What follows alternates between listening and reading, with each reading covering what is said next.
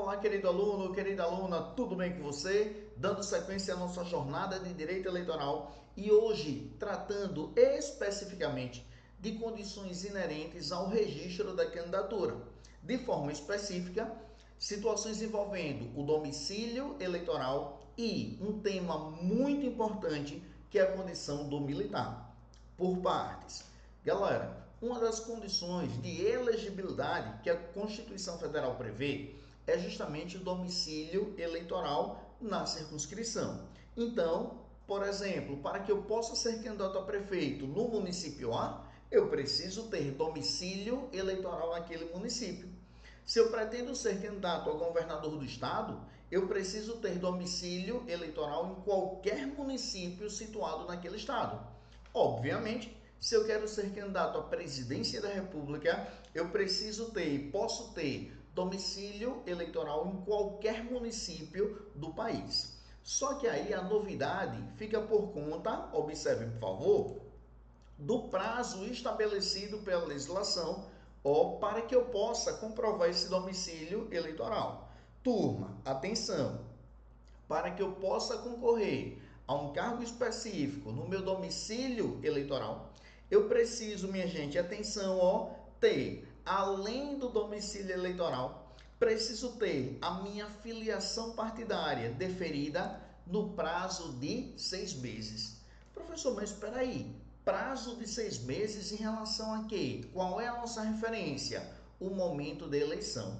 Então, minha gente, em até 6 meses antes da eleição, eu preciso comprovar o domicílio eleitoral e preciso, consequentemente, também comprovar que a minha filiação partidária, atenção turma, está deferida pelo partido, ok? Então, aí na nossa prova, o que a prova ela irá envolver? Justamente a questão do prazo.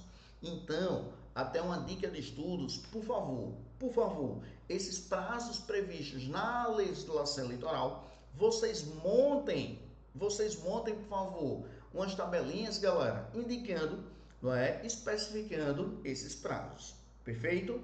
E além disso, temos aí uma situação jurisprudencial, no âmbito da jurisprudência do TSE, olha só, do Tribunal Superior Eleitoral, mas que na verdade, para que eu possa compreender fielmente essa jurisprudência, nós precisaremos o quê? Recorrer à Constituição Federal.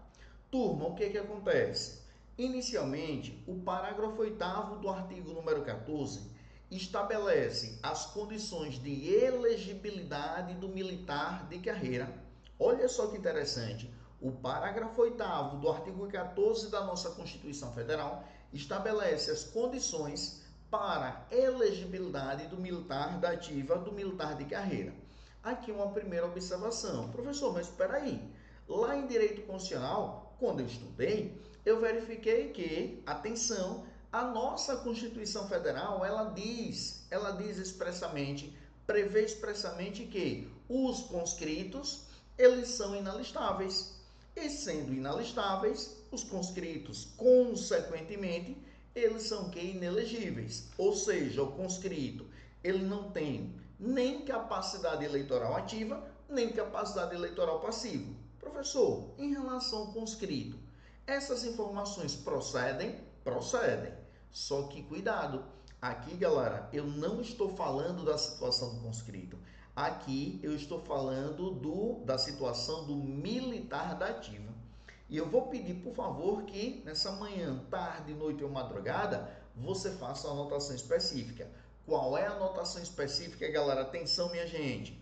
O militar da ativa, ele é, olha só que interessante, alistável, ou seja, ele pode alistar-se como eleitor, ele tem direito ao voto e ele é elegível.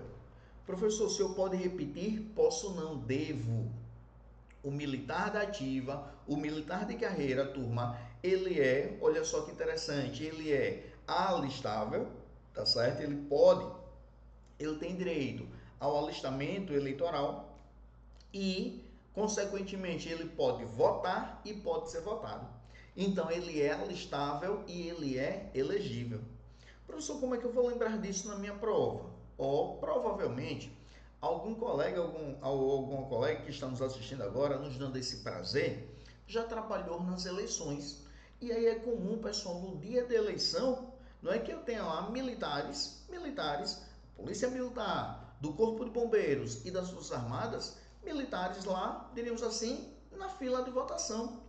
Esse militar, se ele estiver, inclusive, não é, diríamos assim, trabalhando no dia da eleição, inclusive ele tem o quê? Preferência na votação. Confere? Por quê? Porque esse militar da ativa, esse militar de carreira, ele é o que? Ele é alistável e ele é o que? Elegível. Perfeito? Agora, o conscrito, aí sim, o conscrito, que é aquele convocado para o serviço militar obrigatório, o conscrito, ele é inalistável e, consequentemente, ele é o quê? Inelegível. Então, turma, essa diferença entre conscrito e militar da ativa e militar de carreira, essa diferença é crucial para a resposta que você irá fornecer para a sua prova. Perfeito? Então, vamos lá. Nós já sabemos que o militar da ativa, não é o militar de carreira, ele é elegível. Perfeito? Perfeito. Só que o próprio artigo 8º, olha só, e é um indicativo de leitura para vocês. Ah, professor, mas o nosso curso não é de direito eleitoral? Óbvio que sim, mas quem disse, galera, que você pode, ou melhor, que você deve estudar direito eleitoral, tipo assim, de forma isolada, dissociado da Constituição Federal. Por exemplo, não faça isso. Estudem as disciplinas de forma o quê? De forma coordenada. Moral da história, turma, moral da história. Atenção, minha gente.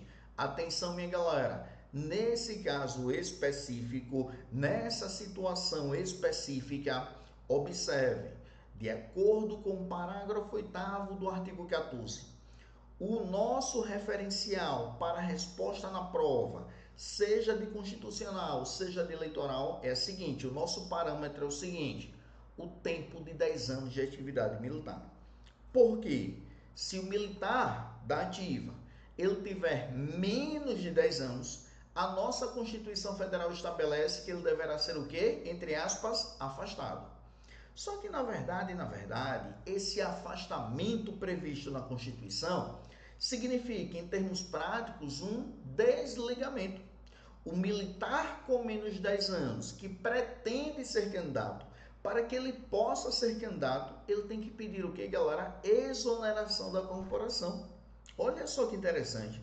Então, vamos imaginar que eu tenho lá um soldado da Polícia Militar com, sei lá, turma, 3 anos de atividade militar e pretende ser candidato a deputado estadual. Ele pode? Pode, desde que ele seja afastado. Só que esse afastamento, diferente do que muita gente imagina, é algo que é algo definitivo. Ou seja, se ele perder a eleição, nem o mandato eletivo, nem, pessoal, olha só, o cargo público militar. Beleza? Agora, o militar com mais de 10 anos, ele, olha só a diferença, ficará agregado pela autoridade superior. Professor, e o que é ficar agregado pela autoridade superior? Significa o seguinte, galera, ficar agregado pela autoridade superior significa o que, minha gente? Significa que esse militar, diríamos assim, durante a campanha eleitoral, ele ficará o que, pessoal? Licenciado. Ele não entra na escala de serviço, enfim, ele fica o que? Licenciado para desenvolver a sua campanha, para praticar a sua campanha. Massa? Pronto.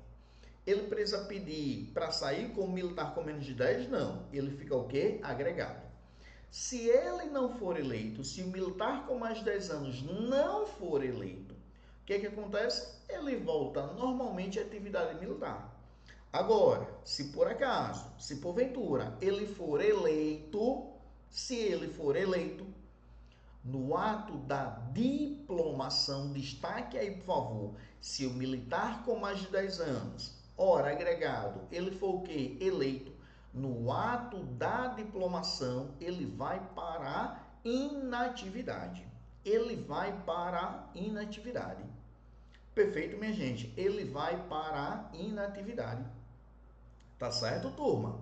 Ou seja, quando ele vai para a inatividade, diremos assim, a situação de que da reserva remunerada, ele, atenção, vai para a inatividade, ou seja, aí sim, não exercerá mais atividade militar. Por quê? Porque ele estará, não é? Posteriormente ele iniciará o seu mandato.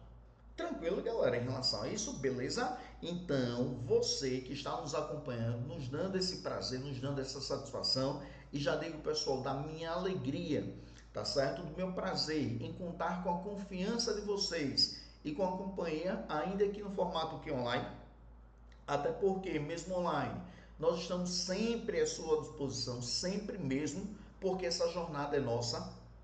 Observe o seguinte, não é? O militar, você terá que diferenciar, deverá ter uma atenção toda especial na sua prova, se ela fizer referência ao militar e a tendência é que ela faça. Beleza? Pronto. Já tratamos da diferença do conscrito para o militar da ativa. Já sabemos que o militar da ativa, ele pode votar e pode ser votado. Só que vem aqui uma condição. A condição, galera, está no inciso, no quinto inciso, no inciso número 5, do parágrafo 1º do artigo 142 da Constituição Federal. Professor, agora o senhor foi longe, não foi? Fui longe para você revisar constitucional e, claro, saber a questão de direito eleitoral. Observem que tudo isso, pessoal, eu estou trabalhando para explicar, para que você possa entender a jurisprudência aí do TSE.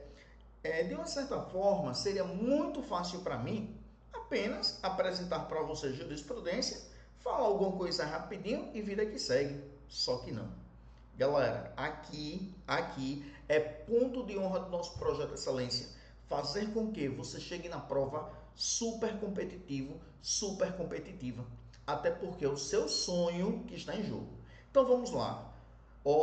Esse inciso do parágrafo 1º do artigo 142 estabelece que, atenção, o militar, enquanto estiver na ativa, ele não pode estar afiliado a partido político. Ou seja, o militar, enquanto estiver na ativa, ele não pode estar afiliado a partido político. Aí vem uma interrogação. Aí vem uma questão muito importante. Ô professor, estamos aí diante de um problema. Qual é o entrave? Qual é o problema?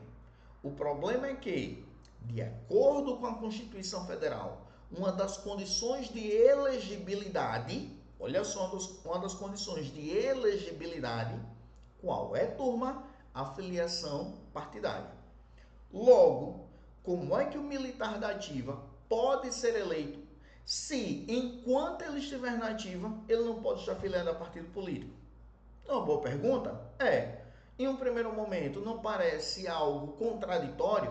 Parece. Só que aí vem a jurisprudência do TSE, do Tribunal Superior Eleitoral, para nos ajudar a responder a prova da melhor forma possível. Turma, para a jurisprudência do Tribunal Superior Eleitoral, atenção, nós temos aqui, olha só que interessante, a não exigência da prévia filiação partidária do militar da ativa. Porque, professor, a jurisprudência do TSE não exige essa prévia filiação partidária do militar da ativa, porque a Constituição Federal não admite. Bastando o pedido de registro de candidatura após escolha em convenção minha gente, partidária. Então, galera, atenção, para que o militar da ativa ele possa participar da convenção partidária, ele não precisa da prévia filiação partidária. Por quê? Porque a Constituição proíbe que ele esteja filiado a partido político na ativa. Mas esse impedimento da Constituição, essa ressalva da Constituição, impede que ele seja escolhido na convenção partidária? Não impede. Tanto é que, apenas com o registro da candidatura, após a escolha partidária, tá certo? É que nós teremos esse indicativo para a Justiça Eleitoral que aquele militar é candidato. Tá certo, galera? Tranquilo, minha gente, em relação a isso? Então, essa nossa aula, esse nosso bloco temático, mais uma vez, eu faço questão de registrar para vocês que nós estamos trabalhando o que de forma temática, direcionando, turma, temas específicos, temas cruciais para a nossa prova. Atenção, minha gente, aqui, olha só que interessante, eu preciso que vocês saibam a Constituição Federal, parágrafo 8º do artigo 14, o quinto inciso do parágrafo 1º do artigo 142 e tudo isso conectado com a jurisprudência do Tribunal Superior Eleitoral. Você que compreendeu todas essas situações, não tem erro na prova. Professor, eventualmente fiquei com algum tipo de dúvida. Não tenha receio. Primeiro, de voltar, não é? Assistir a nossa aula, a nossa videoaula e revisar, ok? Até porque aqui não tem essa história de limite de visualizações, não tem, esqueçam isso. E se a dúvida persistir, manda direct, manda mensagem para o professor Plínio, porque é ponto de honra. Você não chega na prova com dúvida. Beleza, galera? Show de bola? Forte abraço a todos e a todas e seguimos firmes na nossa jornada da aprovação.